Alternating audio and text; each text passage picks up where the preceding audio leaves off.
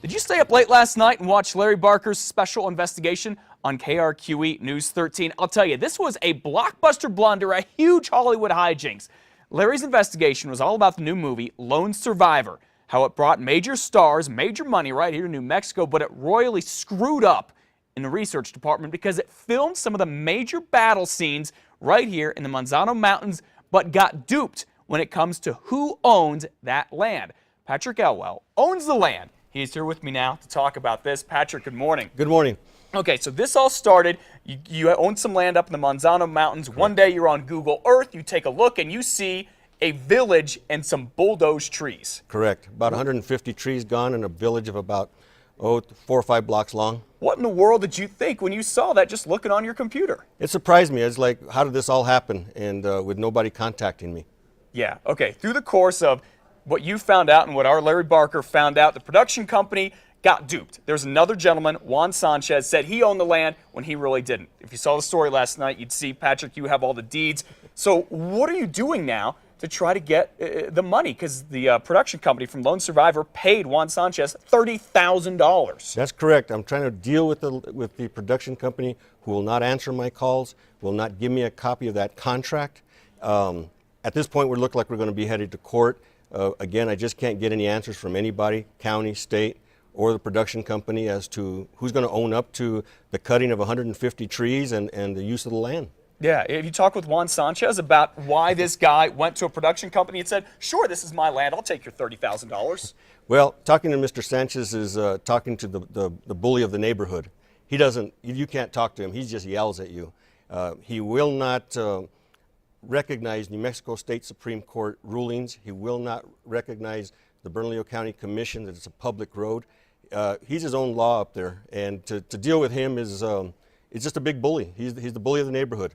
Okay, that's tough. That's why you may end up, as you said, taking this issue to court. So if Lone Survivor would have come to you, Patrick, and said, we want to use your land, we want to bulldoze all of these trees, would you have said yes or no to them? We would have negotiated that because there was plenty of area where it was already cleared, because this used to be an old bean field, but it's over the last 50 years, 40 years, those trees grew up along a stream.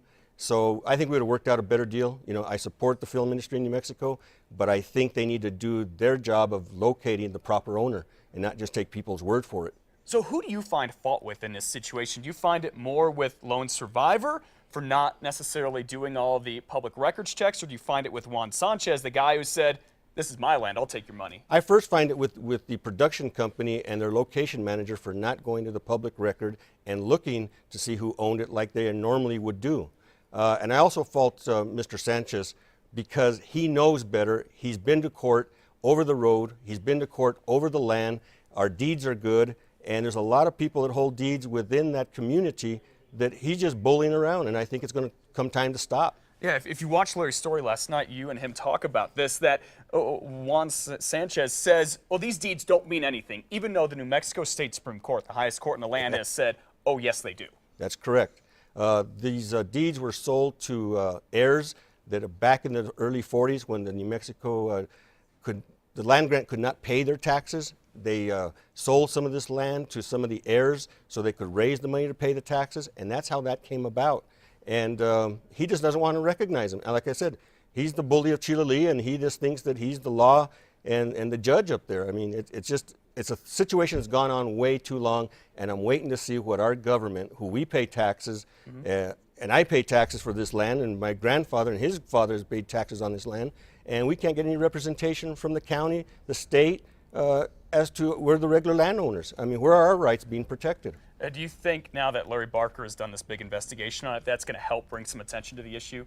I hope it does, and I also hope that it brings attention that as the film industry is coming to New Mexico, they follow the right rules that they've set up for themselves, and they do the right thing. It only takes one to give them a black eye, and it looks like this production person gave the industry a black eye because he did not do his homework and go through the proper channels. And maybe he's got to deal with Juan. I don't know, because that could be, and that's something we're going to look into. Was a deal cut between this gentleman that worked for the production company and Juan? Sure. We're going to find out. It's a legitimate question. As you said, it may end up in court. Please let us know I how will. it goes. All right, Patrick Elwell, appreciate it. You can check out Larry Barker's full story tonight at 9 o'clock here on 2 Casa, or you can watch it anytime at krqe.com. All right.